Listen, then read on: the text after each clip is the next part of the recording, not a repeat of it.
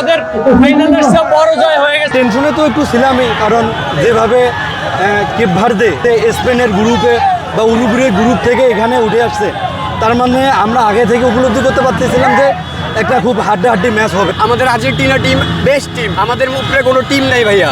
আজকে আর্জেন্টিনা যে খেলা খেলেছে, আসলে আমরা এর চেয়ে ভালো খেলা প্রত্যাশা করেছিলাম।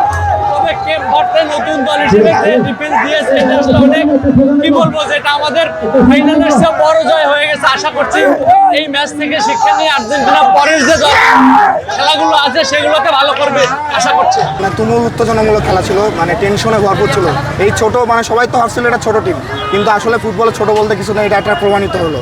তবে দিন শেষে আর্জেন্টিনা জিতছে এবং আর্জেন্টিনা অনেক দূর যাবে, এটা বোঝা যাচ্ছে আর কি। ইনশাল্লাহ আমরা ভালো কিছু করবো।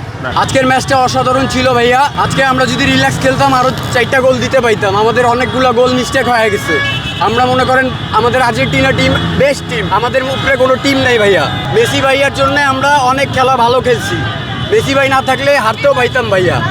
মজুক বিরাট কারবার, জিতে নাও ফ্যামিলি কার, স্পোর্টস বাইক ছাড়াও লক্ষ লক্ষ নিশ্চিত গিফট। প্রথম গোলে তো অনেক ভালো লাগছে, দ্বিতীয় গোলটা যখন হইলো তখন একটু মন খারাপ সবারই।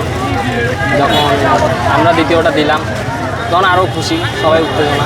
এক কথা বলতে গেলে ইতিহাসের সেরা খেলা ছিল এটা, আর এটা মানে সবাই মনে রাখবে, পুরো ইতিহাস মনে রাখবে। টেনশনে তো একটু ছিলামই, কারণ যেভাবে কেপ ভার্দে আপনার মনে করেন যে স্পেনের গ্রুপে বা উরুগুয়ের গ্রুপ থেকে এখানে উঠে আসছে, তার মানে আমরা আগে থেকে উপলব্ধি করতে পারতেছিলাম যে একটা খুব হাড্ডাহাড্ডি ম্যাচ হবে, কারণ স্পেনের সাথে ওরা গোল শূন্য ড্র করছিল। সে থেকেই বোঝা যাচ্ছে যে একটা হাড্ডাহাড্ডি ম্যাচ হবে। তারপরেও আমরা প্রথম হাফে আমরা ভালো করছিলাম, কিন্তু দুর্ভাগ্যজনকবশত আমরা একটা গোল খেয়ে বসি। তখন আমাদের প্লেয়াররাও বা আর্জেন্টিনার প্লেয়াররাও একটু নার্ভাসনেস হয়ে গেছিলো, কিন্তু শেষমেশ জয়টা দরকার ছিল, ওটা ফিরিয়ে নিয়ে এসেছি।